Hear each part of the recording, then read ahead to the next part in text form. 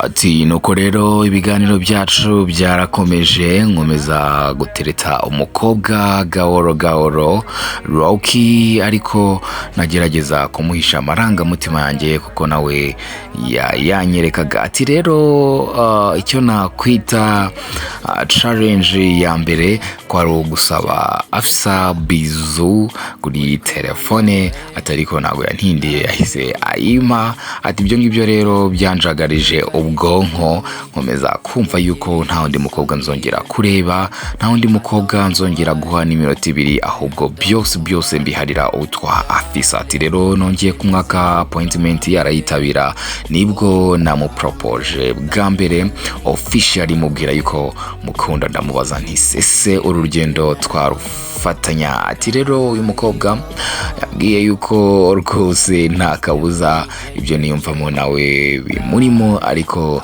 yifitiye ubwoba kubera ko yarafite heartbreak, yaramaze igihe gitoya anyuze mu bitara mugendekeye neza.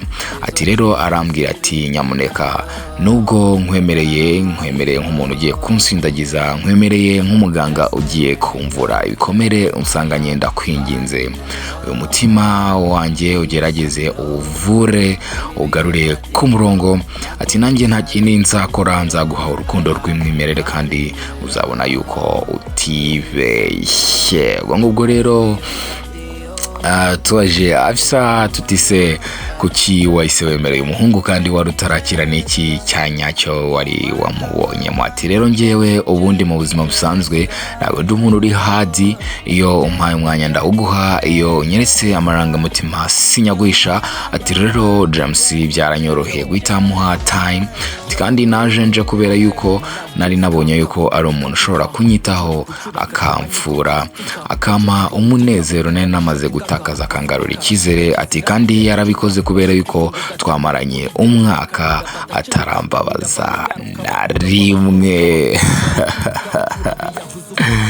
Yes, nuko rero bimeze, nuko nguko inkuru yaba ngaba yatangiye. Ati rero wa mu boss Kabutura we, ikintu kimwe nshaka kubwira nuko urukundo rwo ari hose waruhasanga, nta formule bigira ushiduka byabaye. Atariko icyo ugomba kumenya nicyo ushaka kurusha ahubwo ikigushaka. Umusore rero yakomeje atubwira ati ngewe naravuze nti kama mbaya ni ncyanke, ariko namaze kubona ko uyu mukobwa atari na level yanjye, bitewe nuko nari umunyeshuri nta kintu ngira nta bisheri, ariko duke nagendaga mbona nabashaga kumwegera tukadusangira nawe, ambera imfurakazi ntiyashurashura. Kugeza ubu ngubu tumeze neza. Ndaje rero mu kanya gato dukomeze n'inkuru, muraza kumva uburyo this story iri amazing.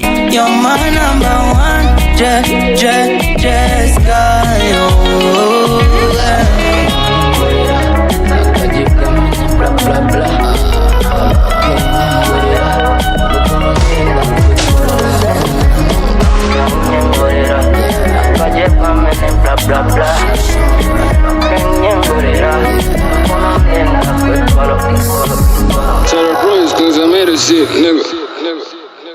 Boss Kabutura, stay in touch.